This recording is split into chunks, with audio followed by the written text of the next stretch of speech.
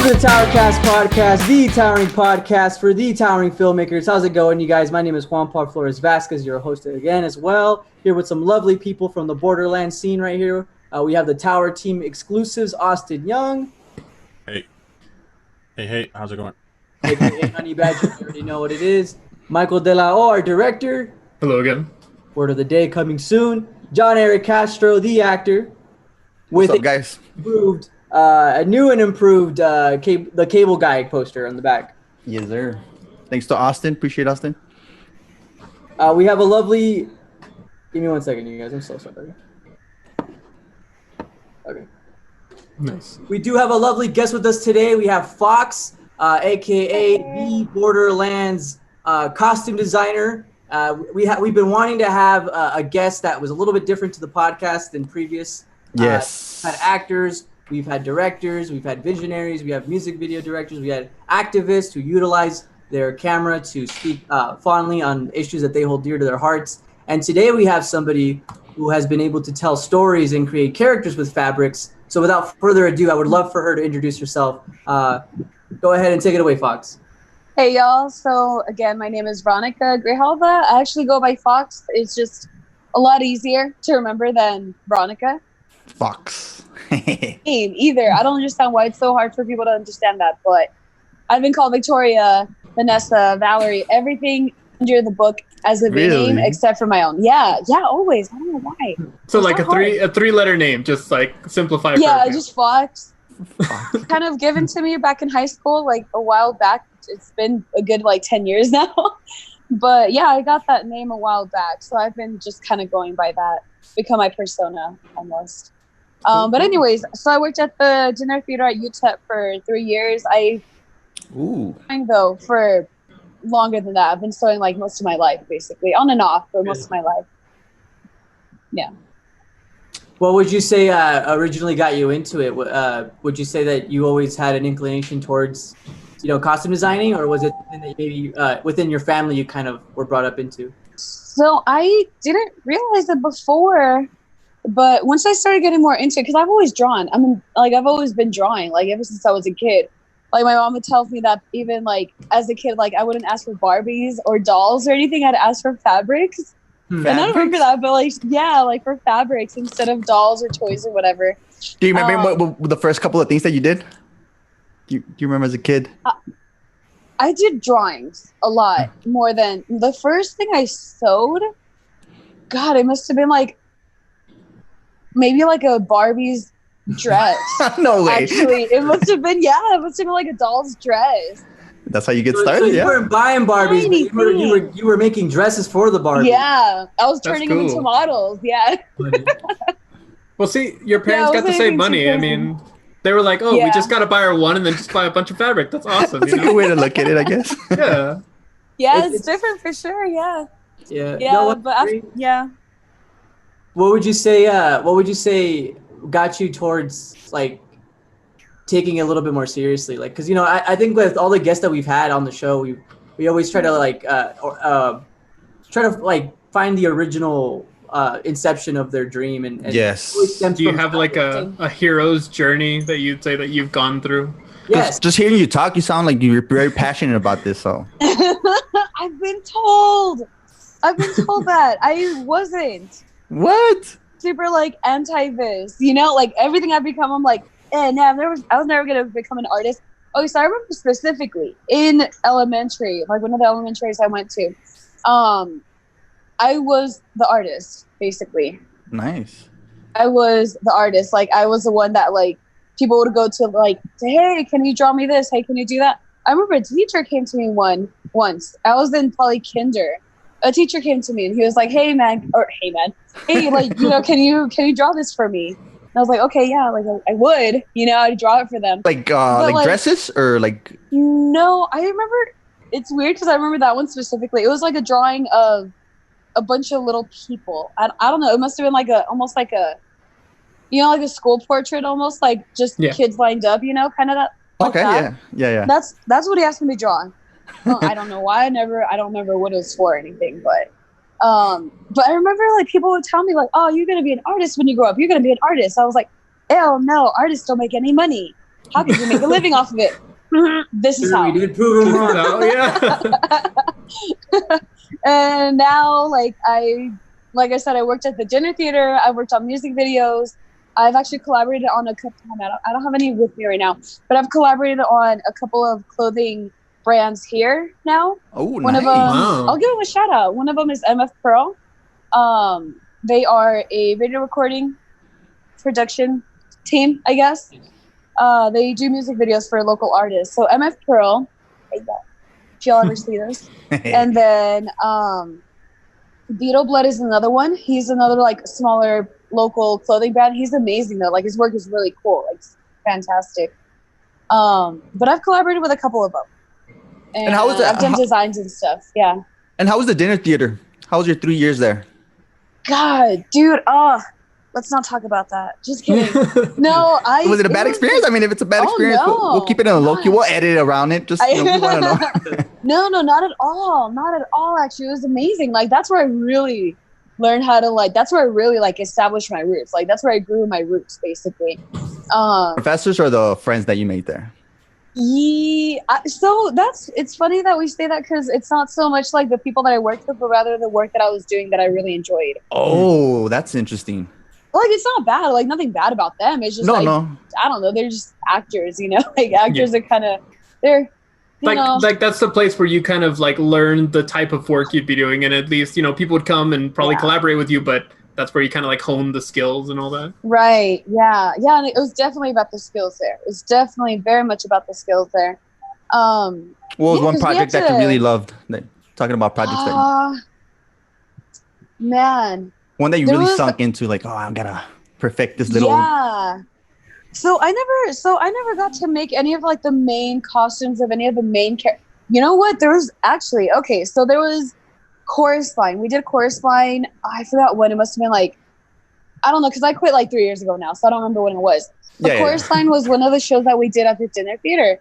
Okay. I literally made all those. If anybody's ever watched it, like the very last scene, it's literally just the very last scene. The actors don't change at all throughout the rest of the play. They're in the same costume the whole time. Very last scene, it's like 45 seconds long. That last scene, we had to make all these golden jackets and golden pants and golden suits. Basically, we made all the jackets, all of them. We like I had help cutting them out, but I was the one that put them together, basically. Right. So literally, yards and yards and yards of gold, beautiful gold, shiny fabric. I have PTSD, man. Just kidding. 45 seconds of glory. 45 seconds. The last part. The best part. Like one of the reasons I think we wanted to bring you on is because like with something like that, like costumes. I mean, even though it seems like such a small part, that has its own effect. Like that being like an end cap scene with them coming out in like golden outfits and all that, and really having that like little punch at the end. That's something that, especially for theater, like it wouldn't have happened any other way. You could have changed the music and people would have heard it, and it would have had that experience. You might have changed the scene a little bit, but the outfits and you seeing the actors go from that quick change to like whatever you've created. I mean, it has that effect, and I think that's really interesting because.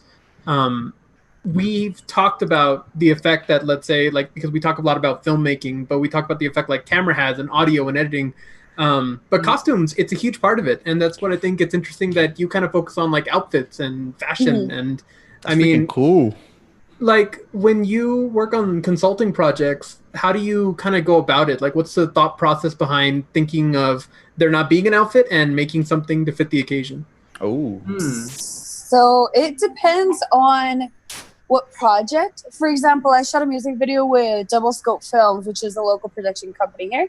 Yeah. I did a music video with them they're called The Holy Knives. They're from San Antonio. We shot a music video with them. They kind of wanted to go for like a creepy vibe, basically. I don't know about creepy, but something, like a little more dark. Maybe.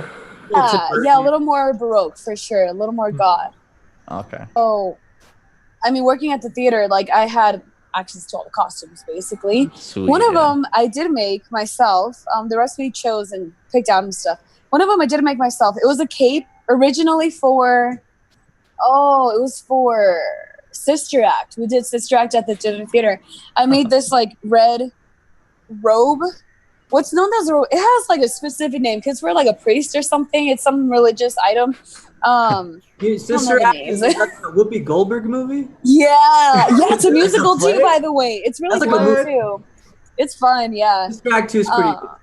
Yeah, so I had to make that robe, not for that project, but we ended up using it for that project. And it was really cool because in Sister Act, it's a religious item. In the music video, it was different, made it kind of creepy. Like we had red gloves on. We ended up getting this really intense, like heavy helmet, like a metal helmet with a chain, like chainmail over it. So it looked pretty creepy. Like, like you see that video, you're like, okay, like they're worshiping something or other. Yeah. But yeah, like that's my process. I have to like consider. I've done like, I've had to research some stuff whenever I don't understand something or I don't know enough about it. Like I do my research, like put up my all into that for sure. I definitely put a lot more into it. And does it become complicated when like when you see an outfit or you see something like when you're researching, do you have like an idea of like the fabrics already that you'd be using and all that? Like, are you, I guess, that kind of like refined in your craft that it just kind of comes to you? Because I mean, I'm asking as somebody who's never designed anything in my life. Yeah, as somebody that doesn't know anything about textures and stuff. But like, it's crazy how when I've seen like in the costume department, it goes from an idea to, I mean, it's there. It's perfectly made for like the actor and all that. Yeah. I mean, I don't even know where you would start. I feel like I've written a couple of scripts and I've been trying to write more, and you write things like, oh, they're wearing like a flannel or they're wearing like a red shirt and all that kind of stuff. But it's not that layered process of thinking like what the material is going to be, how it's going to fit on them, how it's going to look, maybe like for music videos in like with on camera or in theater, like with all the lighting and everything. Yeah, if it's shiny or not. Script writer, like you don't put that much detail into, you make a concept of what you want to do, right? But as the designers, we go down to the shoelace, the threads that we use. Details. All the details, the earrings, the jewelry, everything. And at the theater, actually, we had to make sure that the actors, they don't realize that it does make a difference. Every little detail does make a difference. Like the jewelry that you wear goes into the character that you play. So you have to have that bracelet on. You have to have that wristband on. You have to have this on. Like, like I just don't understand that sometimes. And we're like, okay, man, like we work really hard on this. But no, we go down to like the very details of it all. Like we go down to like the socks that are showing through between like your shoes and the pants. We go into a lot more detail. Here's a good question then. Has there ever been a malfunction? Like a Justin Timberlake? My gosh, dude. Oh my God. Like, I gotta hear about these. Where do I start with that? Yeah, geez. Like somebody tripped or something, or some blouse popped off. I've stepped on dresses and I ended up like ripping the tail of it, like, or like they had to go up. Oh, honey, like let me bring out. Where's the list? What's like the worst one? Like like the actress or actor got very embarrassed or something. So it's not. Oh man. Okay. So, I'm telling you, where do I start? But okay, so there was Priscilla, Queen of the Desert, that we worked on. Okay. That one definitely gives me PTSD because we had so many. Literally. Okay. So there was a cast of, let's say, I think 25 people. Okay. 25 people. We had to choreograph and move and like tell how to direct, basically, Yeah. As actors, as costumers, we had to make, I think it was at least 3 costumes per actor. Dang. For that whole thing. Mind you, those costumes were not little things. They were very beautiful and elaborate. They like full blown. It was insane. So every show we had, so the way the Jenner Theater worked was we'd start Wednesday through Sunday. So the actors, mind you, only get 2 days off, so it's pretty hard workers for sure. Yeah. But every time, every show, every matinee, we had something go on. Something happened. Like the train came off, or like the shoes broke. This person can't put on their thing. The zipper malfunctioned. And what would happen? Like, did they would have to go out without like a shoe, or how would they do it? No. Oh no, we fixed it on the spot. Nice. Like, say a button popped off, we had to be there and like sew it on there before they went back on stage. So it's a rodeo.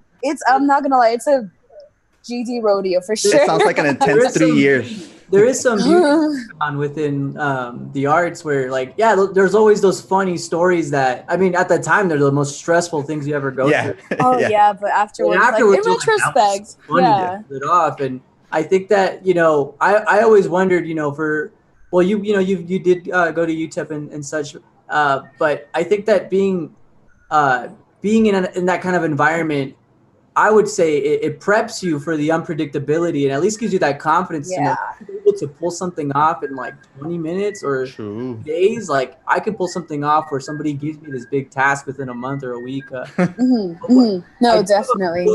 That I wanted to read today. It's from Colleen Atwood, who was the costume designer for Fantastic Beasts, Sleepy Hollow, Alice in Wonderland. Oh, man.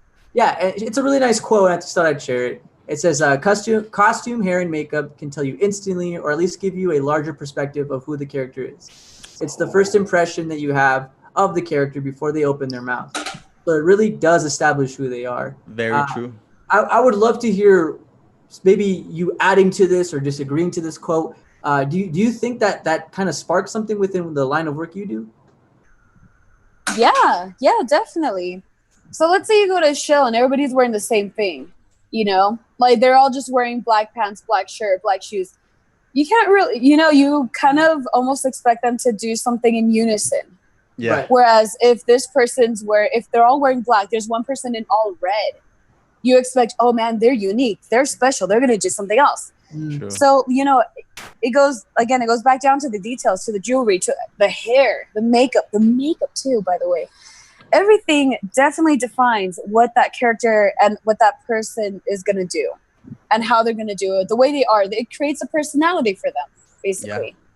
So, yeah, I very much agree with that quote.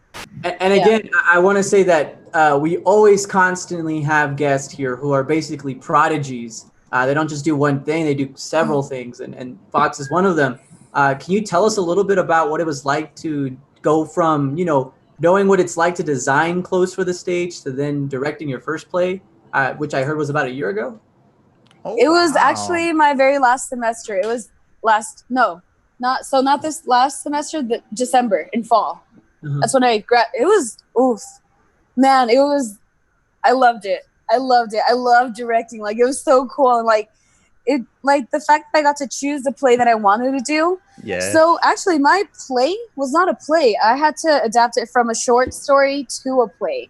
Okay. So the whole process from the short story, which I'd heard that short story, it was The Yellow Wallpaper. I don't know if anybody's ever heard of it, but it's a really amazing, crazy story. Like, it's insane. It's cool. So going from knowing the story itself all the way to seeing it on stage, that process was just fantastic. It was super cool. I loved it. Like, it's amazing. Creating the design of the costumes. I didn't have to make the costumes. I just kind of like bought clothes and put it on them, just because, time constrictions. But yeah, it was amazing. I love doing that too. Like, I love telling people what to do. No, just kidding. But directing. Yeah, we'll say directing. Yeah. And just watching that process and the actors take the directions and run with them. Like, my main actress was amazing. She was so beautiful. Like, she worked so well in what she did, and she played the crazy. So there's like the woman that goes crazy. She plays it so well. She plays it beautifully. She was not afraid to get crazy with it. You need those actresses. You need those to just let loose and follow directions. Yeah. Yeah, definitely. It was great. Like, it's great. I loved it. Incredibly stressful, but I loved it. Like, how stressful was it? Was there a time where you were just like, I quit? Yeah, I mean, yes and no. Like, yeah. I can imagine. You having to direct a lot of people, whole play, the nerves, Yeah, so it wasn't like that I wanted to quit. Like, I kind of couldn't until it was for a grade, but yeah. Like, once you direct it, once your play's done and everything, and it's the final countdown. Just kidding. No, it's like the show itself. I didn't want to be there. I feel you. My show. I was like, I feel like I've directed him enough. Like, I'm just gonna gonna be out of the room, guys. Bye. But I didn't want to be there. I mean, I didn't. Not that I didn't have to be there, but I was. And funny thing, I had to. So mine was very. So there's something called misophonia, where people are very sensitive to sounds, like certain sounds, like clicking or whatever it is. Right. There's a director called Ari Aster, which has done Midsommar and Hereditary. He's really good about using misophonia in his movies. Okay. As a misophonic, like I understand that. But so my play kind of, it didn't depend on it, but it did rely on like the sounds that I used, because I had like a whole like soundtrack to it. Okay. Sounds and music and like a lot of stuff going on. It ended up not working. No. Some that I used ended up not working. So is it because they didn't get it, or because my malfunction? laptop? No, yeah, malfunction. Just technical difficulties. Literally, like technical difficulties. Nice. So it's that, like the sounds and technology. Damn it. I mean, my actors did a fantastic job and like pulled through and like did all the things that they had to do without it anymore. Oh, okay, yeah. It worked out in the end, but it was a little cringy to like not have it though. I was like, oh no. But I feel like it's more cringy for you because you know what's supposed to be there. As opposed True. Yeah. Because if the audience doesn't know and like an accident happens, it's like nobody cares. They'll just think it was a great show, everything went fine. But it's that director brain. It's like when you do a project, when you do a project, it's like wrong. Yeah, somebody that knows, like even in costumes, like. You'll see a bead fall off, and you're like, yeah, no. Or like a stitch will start coming. It's over. No, but that's what a perfection is, man. That's a perfectionist. Yeah, you have to all be the work that you put into it too. You know, like you do so much that goes into a certain project. Even just a shirt, dude. Like simplest thing, and it goes to crap, and like. And then your mental stability goes to crap. So you get tested, yeah. I do have a question. What's one film that I think like inspires the heck out of you? Ooh. Like costume wise? Yeah, like even if it's something simple like how you were saying, shirts or elaborate, dresses or Star Wars or. I don't think there's okay. Or there's just a film that inspires you. You look like a Moulin Rouge type of, big dresses. I definitely like the flashy stuff. Yeah, like big. However, I think it's such a like huge film that this is where I get a little bit hippie that I'm like, like I don't like big studios, but like Universal Studios or like Disney, for example. Not bashing on them, they're just huge. I prefer like the local smaller things. Yeah, But Black Panther. Everybody knows Black Panther. That movie was huge. It made a big splash. Right. The costumes in that, the lady, I forget her name, but the lady that designed those she was incredible. She did so well. Yeah, she won an Oscar like that. She did so good with that. She did such an amazing job. However, there is another movie that is called Miss Pettigrew Lives for a Day. It's based in the times of World War II, and it's a really fun, like it's a feel good film. It's with Amy Adams. It's really fun. Oh, I love the continuity or the consistency of the costumes and everything in that film, everything down to like the score of the film, is very much of that era. They're very jazzy, very puppy, like things like that. It did really well with that. So costumes in that one did really well, I think too. As far as things that aren't film or aren't, things like that, there's a dress, I think in Britain. It's called the peacock dress.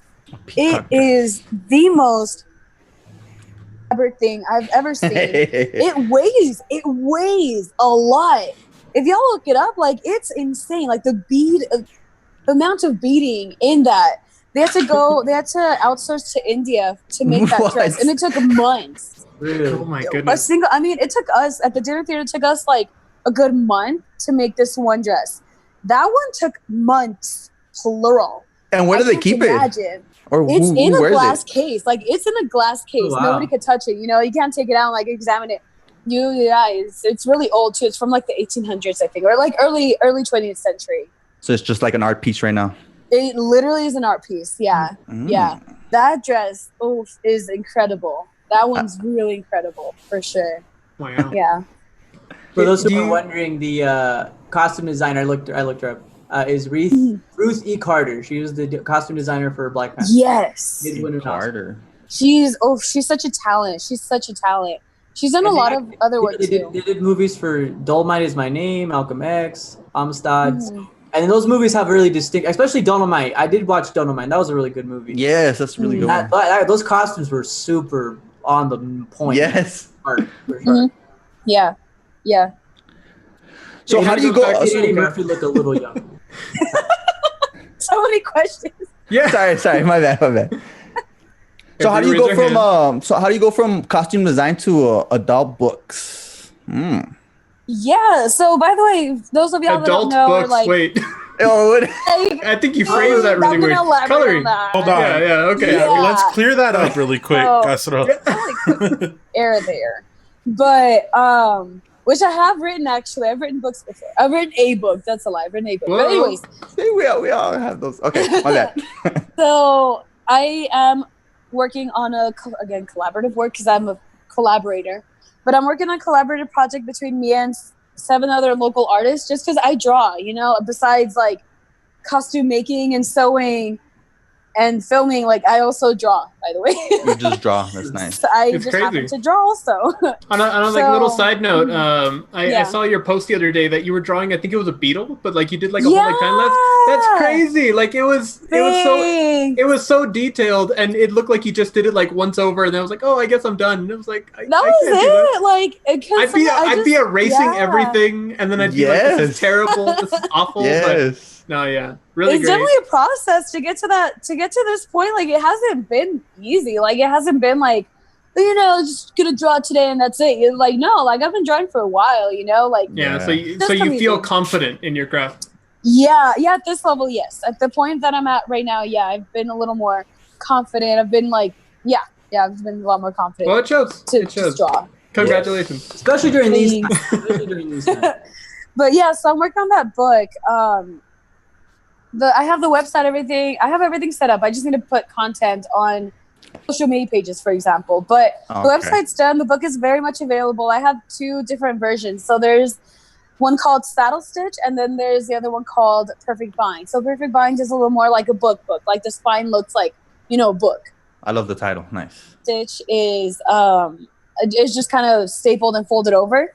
These aren't like they're not just like regular pages and folded over, like they're like, I did everything basically other than, the other artist turned in 2 other works and 2 statements to go along with it, gave me their bios. Other than that, I've done most everything else, like everything from like the website to the book itself to choosing the paper in the book, choosing the fonts, choosing like everything basically, Wow. And it's been great. Like I love it. And now seeing like, I'm like the fruit of what I've done. Like it's amazing. Like I really love it. I'm super stoked for it too. Like I've already sold a couple copies. So nice. Again though, like it's already available to order and everything though. So why a coloring book? Like what did you see there that you felt like, I mean, there's drawing, of course, that's like your passion that you want to share with people, but I would imagine that you'd want to make like a print book that shows your artworks. It's really interesting that you'd want to kind of give that into the hands of other people and let them kind of like make it their own. Like what's the kind of logic behind that? So yeah, actually, I'm glad you brought that up. I was hanging out with one of my artist friends. I was just hanging out, just drawing, being hippies. Just kidding. Nice.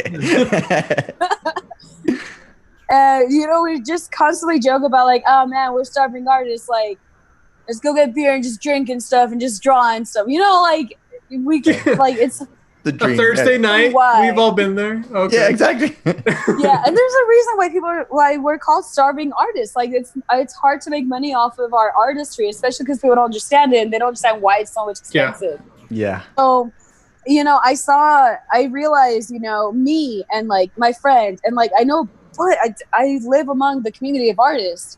I see us. I acknowledge us. Like I see how we struggle. I see the work that we put into it. I could very much easily have done a coloring book with just myself. I could, like, it's easy. I have a lot of works done. Like, I mostly do black and whites anyway. I could have done it. However, what's the point in doing that and having all the resources that I do and not be able to use that for all the other people that are struggling along with me. You know, like Yes.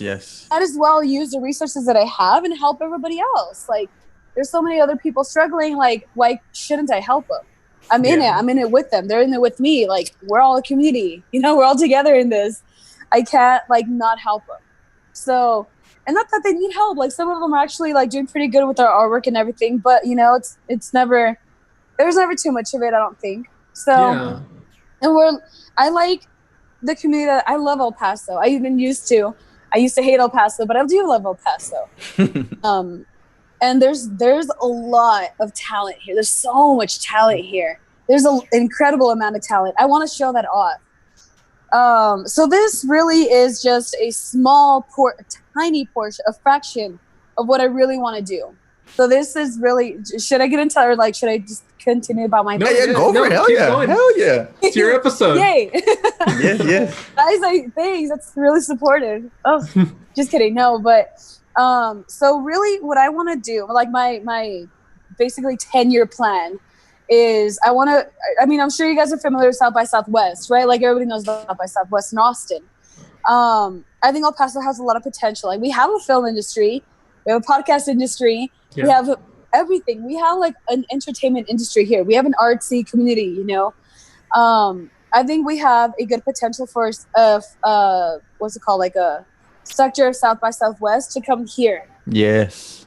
I want to have a like week-long festival of keynote speakers, of artists, of gallery openings, of imagine film production. You know, I want to have all of that in El Paso. So that's my bigger plan. By creating this book, I'll have something at least under my belt. I'm not just another, because I'm leaving Austin hopefully next year. Mm-hmm. I'm not just another person that just kind of moved to Austin and like, like let's see what happens. No, like I have this under my belt. You're collaborating. You're meeting people. You're learning I'm networking so hard. I had no idea that you put so much into like the website and all that, but all those little things that culminate together that you can connect to people and you can have something to show for it at the end. Yes. I mean, kind of like with our podcast, what we're trying to do is the same thing, but with like the filmmaking community, because there's so many talented and creative people. It's just they don't intersect, and we want to find that way that they can start meeting up. They can start hearing about the different names in El Paso. They can start seeing that talent is here. Even that's like beautiful.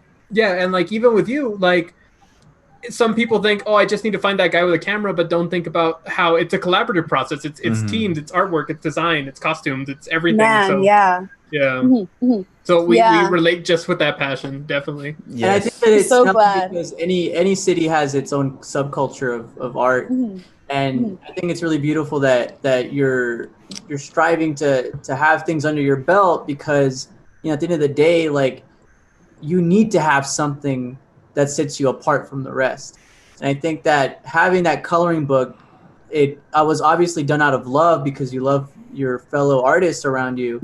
But at the same time, once you go to Austin, people will see that and you'll find the right people. I think that you attract what you want to be. So if that's the vibe you're going to, that all the praise to you, sister. Like that's incredible. That's actually really, I appreciate that. Yeah. Isn't it in Austin though, like the biggest art scene, like right there? They have a good film for Texas. That's perfect. It's literally the music capital of the world. The music capital. It's true. Music-wise, yes, it's huge. It's huge. No, but I've seen a lot of artwork there too. Yeah, it's all artsy. Yeah, I heard recently that they wrote, what's it called? They tore down the graffiti wall though. Yeah, that's what I'm talking about. Yeah. What? Yeah, I was like genuinely upset. Like that's so crazy. They're building condos there now. Like they're gentrifying. Well, that's why you're gonna go over there, change it up. Oh yeah, I'm bringing all that cool stuff back here. El Paso. So I've heard from people from out of town that move here that El Paso's a little bit delayed.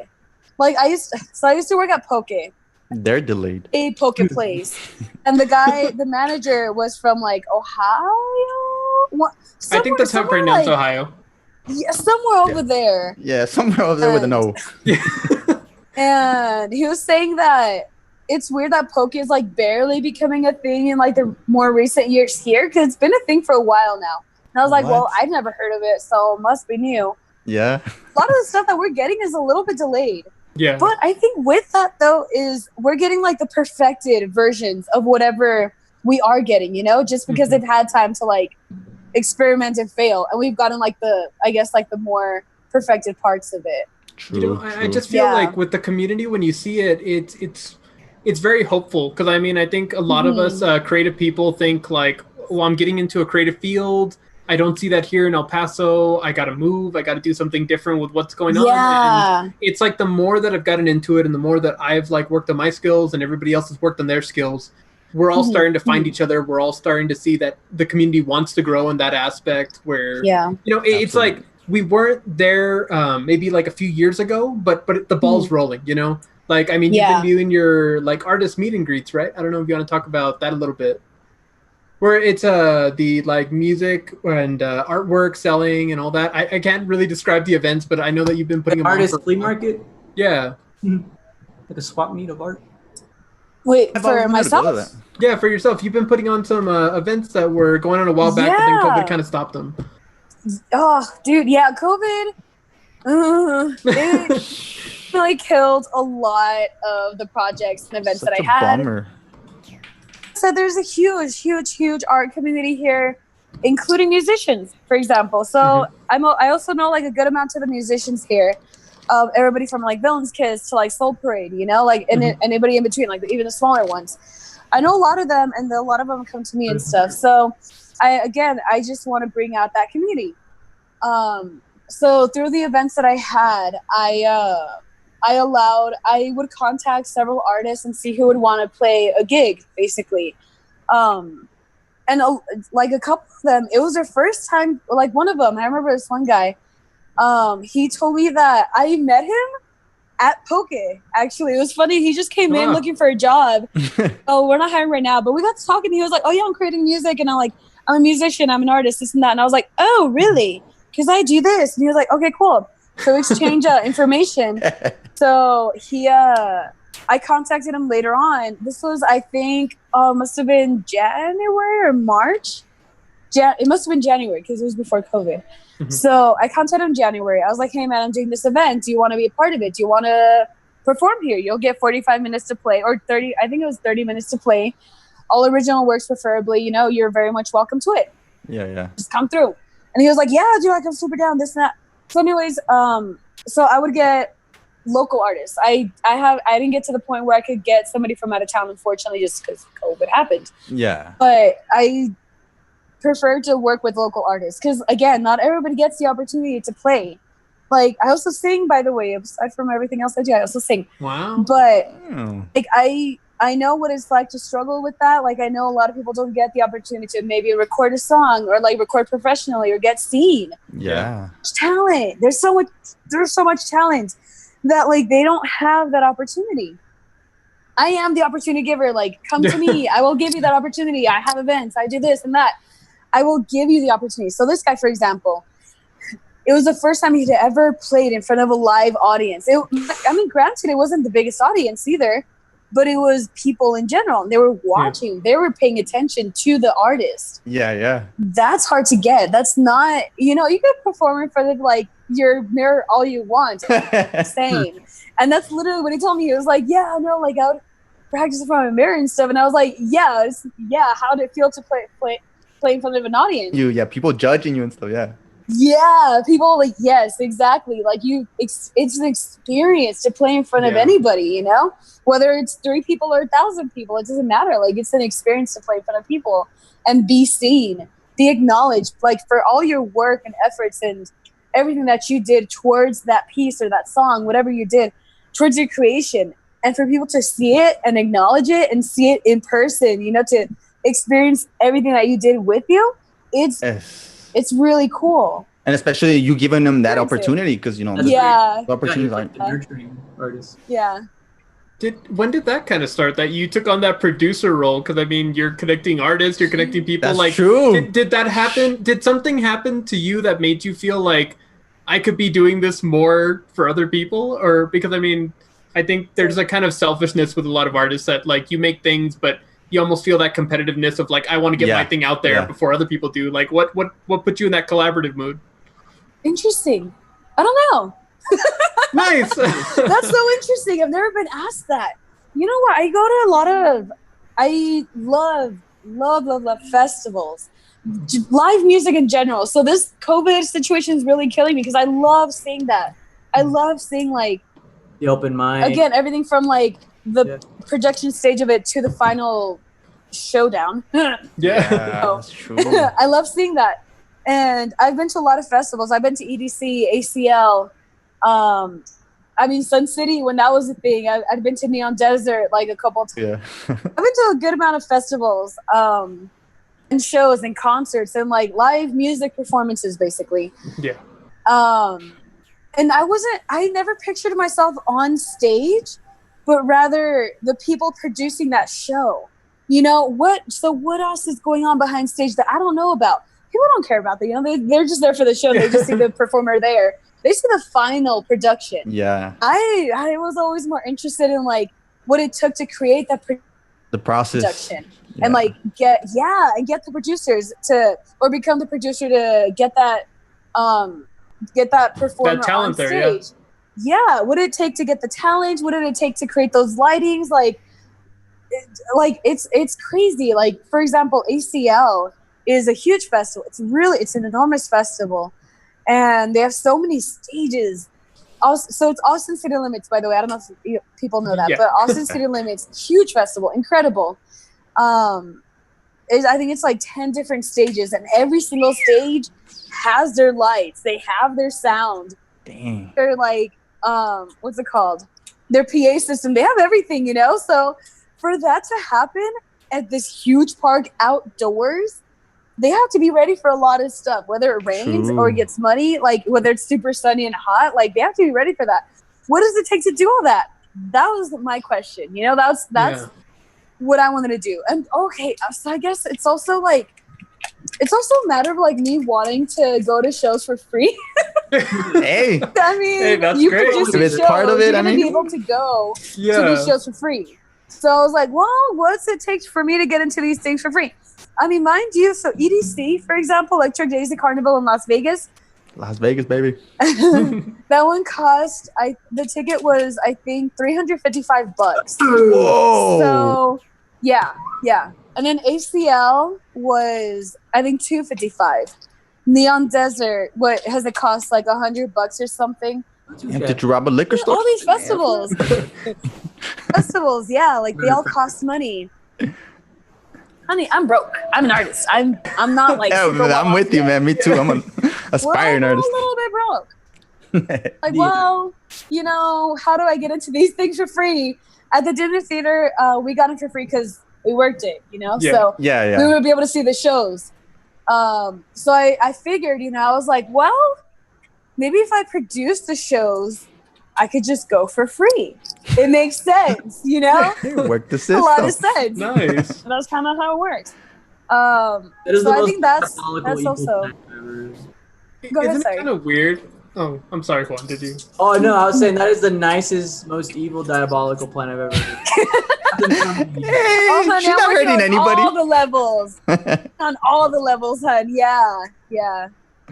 I think it's kind of weird that like our community, the theater community that like I've met like with like Aldo and the lighting department that worked over there at UTEP. Like, it's all funny how our job is basically trying to help other people shine and look good and all that, but it's like the passion behind trying to get like that to kind of happen, like with so with you and like wanting to get artists and concerts and everything put together. It's like you want to just have that satisfaction of knowing that you put in all the work so that way there could finally be that moment where they could have an audience, they could shine, there could be people They could coming be heard. and Yeah. being heard. Yeah. And it's it's we're on the backside of it, you know? Like people don't realize, like you go to a theater show, you don't realize like those red lights or the blue lights are what's causing you that nostalgia. You don't realize that yes, that's you know true. that The shoelaces on that one shoe. Yeah. You don't realize like the torn what are they called? Stockings are like, oh my God, like something happened to her. You don't realize like the little minor things There's a story behind psychologically it. have an impact on. Yeah, Yes. exactly. They all have like some psychological impact on you. And I love that. I love, like, I don't mind not being like the very front man, you know, like that's fine by me. Like, I know like my work is being appreciated, you know, like for example, going back to Chorus Line, when they came out on stage with those golden costumes, I was in the backstage of it, you know, I was working the show. You could hear the clapping when the actors went out on stage in their gold costumes. Everybody clapped. Everybody was clapping. Yeah, it was beautiful. It was so cool to hear that. And like, they don't know, like they don't realize like all the hours we put into those costumes. That's like, what you think. There's probably a couple in there that, you know, they know. Yeah, they know. So yeah, there was one time, I think it was for Priscilla, Queen of the Desert. One of the patrons was like, "Oh my God, those costumes are beautiful." I heard them do, you know, just in grapevine, and I was like, "That was me." Yes. I helped make that. It makes it all worth it. Yeah, exactly. Or another, you know, small acknowledgement of appreciation. The last show that I had, we had a good crowd come in. Mind you, it's not a very big venue. It's not too big, the place where I have these events. But there was a girl from Dallas. I was just chilling outside, you know, hanging out, you know, running my crowd and stuff.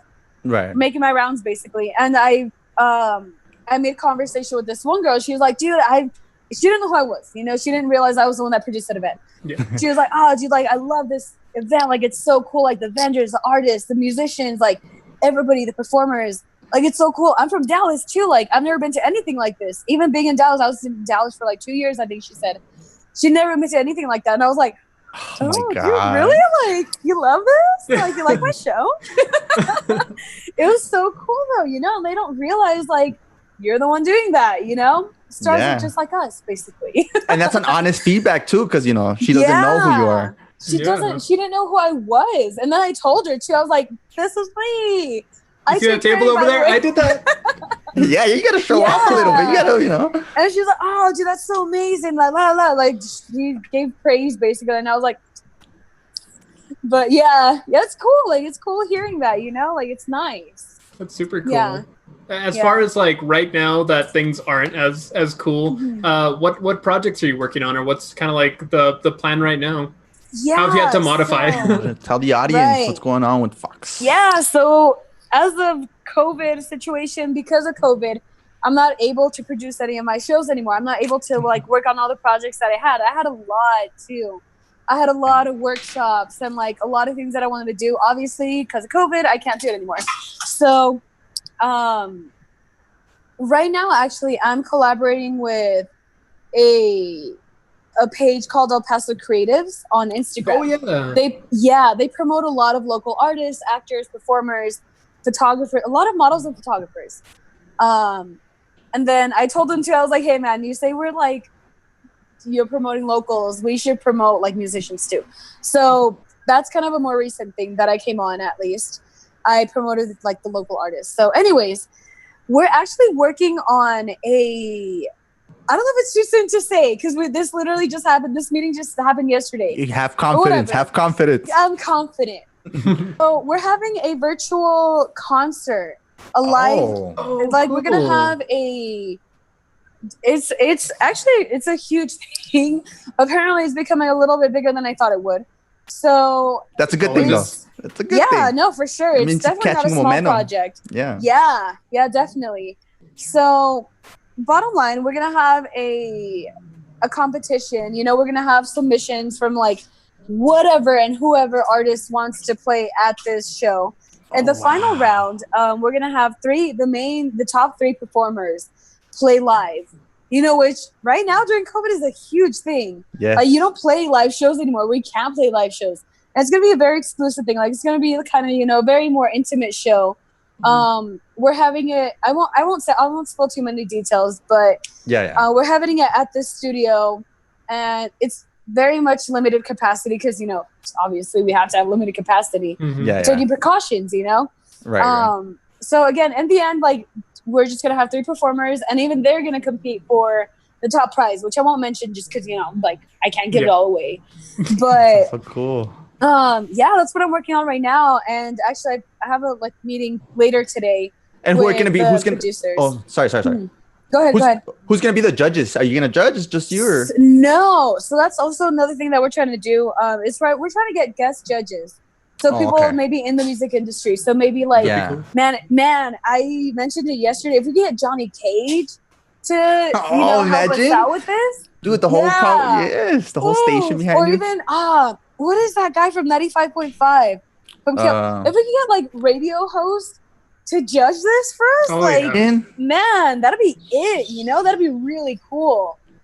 That'd be fantastic. there's a chance you could get Johnny Cage. He seems pretty cool. He seems pretty cool. Yeah, he seems yeah. pretty chill. So it's a matter of contacting them. It's literally just a matter of just giving the proposal, and that's Yeah. it. Like shoot your you shot. just hey, reach out. That's all it takes. That's literally how a lot of things for me have happened. I just kind of reach out, like, hey man, like I'm little old me. Let me help you out. Pretty much. So yeah, I will like say literally, that that's how a lot of things have happened for me. No, So I will say that it's nice to see that like Bilal was saying, like we're not really living in fun times, but somehow you've managed to not let these hurdles like stop you from being you.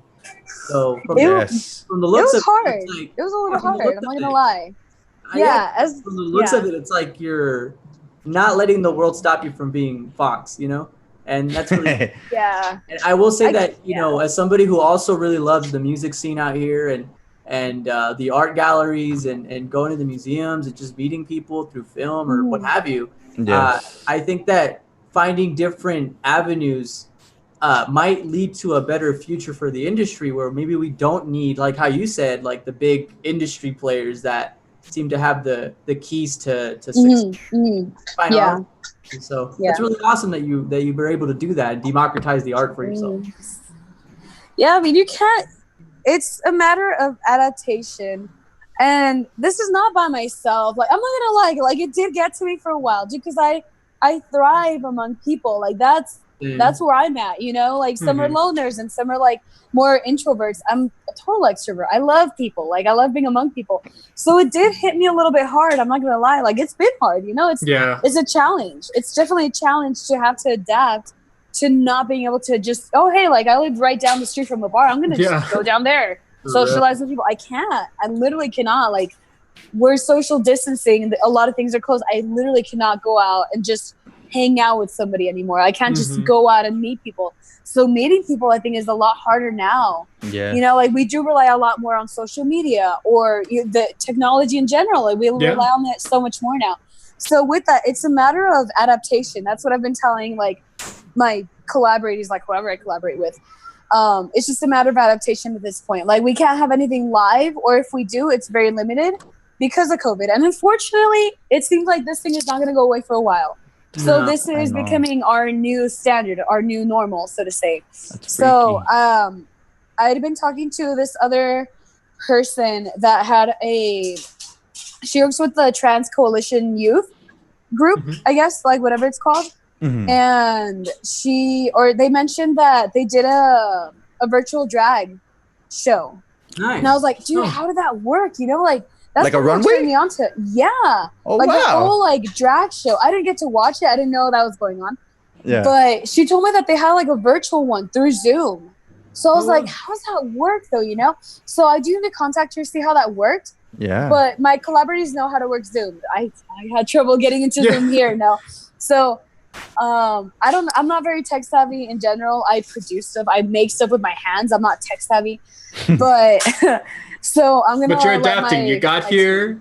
You're making it work. Yes. Working it. I'm facing my fears. Just kidding.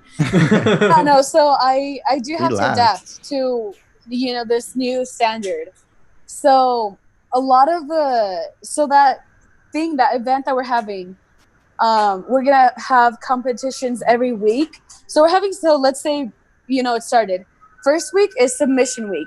A lot of people will submit their works to us. Yeah. They have to be original works, preferably. You don't have to be an established singer. You can literally just sing to us like right here, like on your phone. Just man, get ready for that, eh? Yeah, I'm excited. Like I want to see like these new people. I want to see new faces. Like I want to know who in the music scene is new. Like what are you trying to do? I want to know you. I want to get to know you. That's awesome. So I want to do that. So first week is submissions. Next week we start round 1. So we start we'll give them a challenge, or we'll tell them like, hey, give us like an intro video or something. Do that. If they don't submit it, or So that's automatically you're out. You know, you can't. You know, you have to comply with our rules. Exactly. And then so we're having votes. We're having voters, like the community, by the way, like Instagram, Zoom. We have a website coming up. You're gonna be able to vote through there. Okay. So every week we're having submissions and we're having basically elimination rounds. So again, the final week we're eliminating down to 3 artists, and those three artists, even them, they're going to be competing for first prize. Which I'm not gonna lie, I'm really excited for that because it's kind of like good for them, you know, like it's great for artists. Yeah, it's competition. It's getting yourself out there. Yeah, so I'm excited for this. I'm excited for that, you know, and like. This is the first virtual thing I do ever, you know? Like, I've done a live stream. I've done, like, 2 live streams through Instagram. Yeah. But, like, I've never done anything, like, collaborative. And I miss that. That's what I missed a lot. So I'm super stoked. I'm very stoked for this event. Cool. It's not till – it's looking like it might be till October. But, you know, this is – again, you guys are in the very beginning stages of it. I literally just had the meeting yesterday. So you guys are getting, like, the very beginning production stage of it. So I'm already interested. I'm hooked already. Tuned for sure. Yes. Yeah, posted. And hopefully it's a collab. You know, you get to collab with Tower. Yes. Yeah. Yeah. Oh man, I miss that so much. Yeah. Direct a movie. It's crazy. Like you were saying, how it. You know, as extroverts, and like I'm an extrovert, I want to like go and meet people. We were even setting up for season 2 of our podcast, and really hoping that we could get people in and all get together personally and like be recording in the same space. But then with everything going on, you know, it kind of it broke us for a little while. We're like, well, is it going to happen? Do we put a pause on it? Do we figure it out? But like, no, we can't. You gotta adapt. You gotta find a new way to kind of get things. Yeah. Get things done. I mean, you know, we wanted to have a conversation with you and, you know, get to hear all your perspective on what's going on. And I mean, luckily we've been able to adapt in a way that we're still collaborating. We're still meeting people. We're still trying to connect the community in whatever way we can. But, you know, it's the art scene's still flowing. You got to keep it alive. Exactly. Honestly, things are not, it's not over. A lot of people are like, oh my God, like the music scene is over. The art scene is over. Like, oh, no. It's not dying. It is. It's just evolving. wearing a mask now. Yeah. Yeah. And it's evolving, dude. Like we have to evolve to continue thriving. Otherwise, if you don't evolve without evolution, like you're extinct. Exactly. You know, that's it. So you just have to learn to roll with the punches. Like, yes, mourn that we can't do it live anymore. Mourn it, you know, that's fine. You know, go through it. It's perfectly normal. It's very hard right now. It's difficult. So go ahead and mourn it, but also, you know, continue.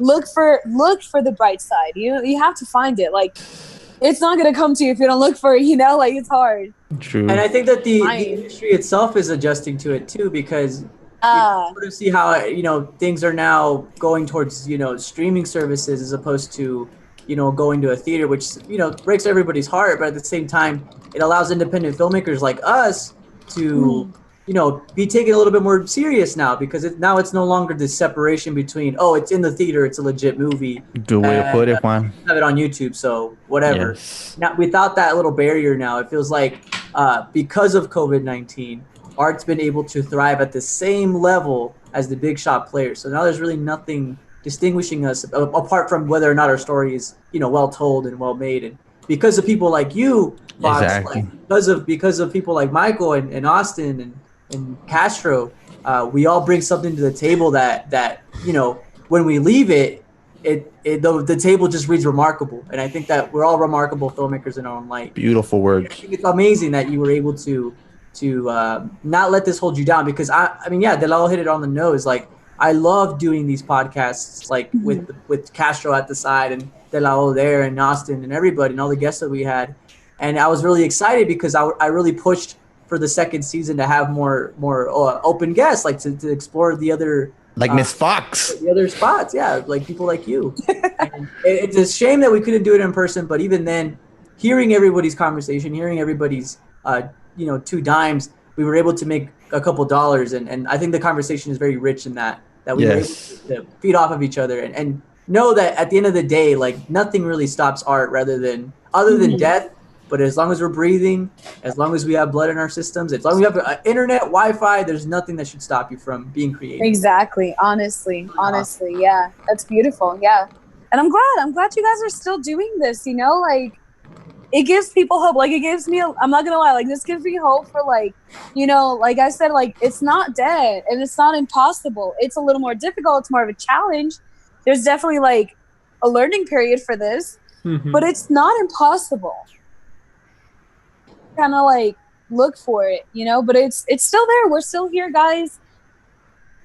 It. So yeah, I'm glad you guys are doing this. Honestly, you guys are giving a lot of people opportunities to experience this. Like I've never done a Zoom podcast or Zoom meeting or anything, you know, so this is still new to me, and like I'm glad I'm able to experience this. So, like this is awesome. This is really cool. You've been one of our funnest guests, trust me. That for sure. Yeah, most Definitely. Well, to date.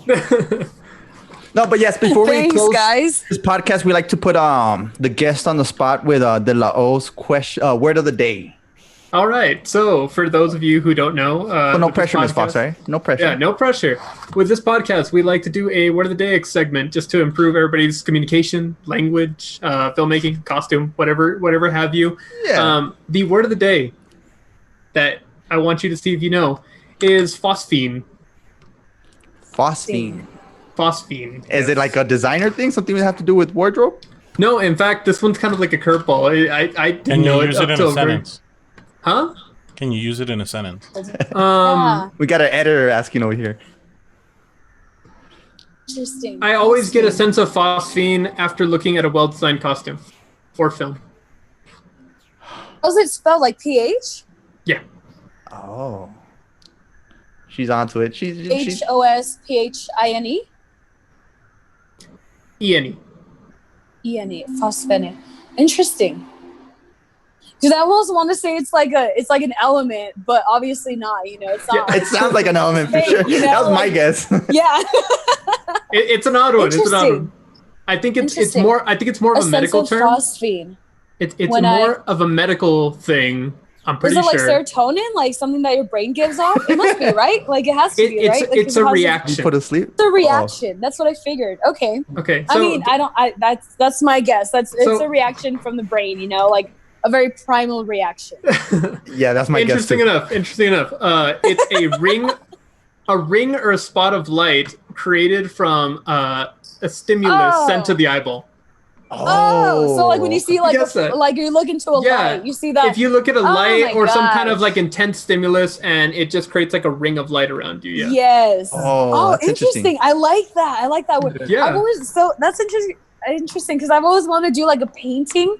Oh. But you see, I wanted to create like the visual of that because I Ooh. mean, it's hard though. Like if you try, Yeah, because you you're have to already think looking about at it like the more really- fades away. Yeah. Exactly. Yeah. So yeah, that's interesting. called phosphine. Yeah. Yeah. I Nice, want good to to know. say I want to say that bright spark or that stimulus is all the art that we're trying to create, and that ring is what we're hoping just stays Perfect. for longer. Beautiful. We're keeping the art scene strong. I mean, we're collaborating. We know that you're collaborating. We know that we're just going to keep it going strong. And we want to be that light. We want to kind of blind Fantastic. people for a while with just how much good stuff there is here in El Paso. And hopefully you can bring that to Austin, or we can keep So collaborating I'm bringing with it Austin. back from Austin. Yeah, I'm bringing Yeah. that back to El Paso. Yeah. No, That's Yeah. keep the scene Yeah. alive. Keep the scene alive. We're keeping filmmaking alive. You keep everything else alive, apparently. Like we Yes. had no idea there was so much going on. Yeah. Yeah, I'm that's so the word of the glad. day. I'm glad. Yeah. Phosphine. Phosphine. Now we know, guys. Now we know.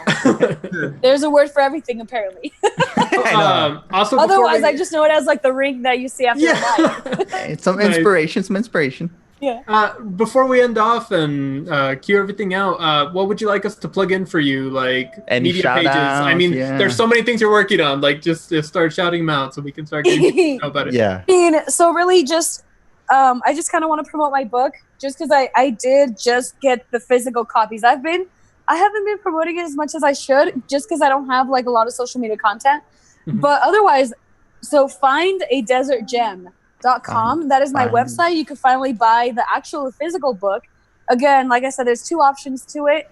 Depends what your lifestyle is like. So like I mentioned, Saddle Stitch and Perfect Bind. So Perfect Bind is a lot more easy to travel with. Like the pages are not perforated. It's almost like collector's item even. You color in the Oh. pages, it all sticks together. Nice. Whereas Saddle Stitch, again, it's just kind of folded over and stapled. It it's a lot more for like sharing. Like if you have family or friends, or like you want to like give it as a gift, you know, you find this drawing really cool and you code it in really cool, and you could detach it and frame it, share it with somebody, give it to your lover, give it to your hoe. Just kidding. Give it to your side hoe. Just kidding. Just playing. But no. Nice. You could, you know, there's so many options that you could do with the book. So, yeah, that's what I wanted to plug in. Again, it's collaborative work between me and 7 other artists, local artists. I love from here. Yeah. There's one from Las Cruces. The rest of us are from El Paso. Cool. But the guy from Cruces is actually really cool. Like, I was super stoked that he was actually down to work with me. Like, oof, he's really cool. He's a really cool person. We're all pretty cool people. Yeah, that's what I wanted to plug in. Anything. And then also, if people want to get in contact with you, do they just look up Fox on Instagram, or what are they supposed to be looking up? So if they want to look me specifically up, it's Fox and a period T, like T as in like the tea that you drink, TEA. So Fox and T. If they want to find the book, it's Discover a Desert Gem.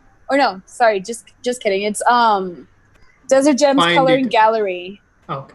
That's my thing. Desert Gems Coloring Gallery. It's underscore between each word. And then again, the website is findthedesertgem.com. Awesome. Well, thank you very much for coming on. We extremely appreciate you coming on. I mean, this has been such a great episode having you on. You seem like such a fun person. Yes. I know. If you would ever like to come back on, let us know. We would love to have you. Of course. Yeah, y'all let me know. I'm here. Nice. I'm around. Awesome. Well, Juan, do you wanna carry us out? Yes. Thank you, Fox, for joining us in on this conversation. As we continue our own hero's journey, we hope that yours begins, because it's the start of something fresh. So, yes. All the positive. Thank you, guys. Appreciate that. That about does it for these towering filmmakers. Always keep writing your script, keep pushing through your writer's block, and if you hadn't heard it from anyone else besides your mom, then you'll hear it from us. We believe in you and all the hard work that you're bringing into your moving pictures. Ow! Forget to look at your call sheet. Don't you dare say fix it in post. That's the Baltimore to filmmaking phrases right there. And remember to send all the love and appreciation towards your cast, your crew, and your costume designers for all the hard work we know that they're doing. Towering filmmakers, we'll see you guys on set.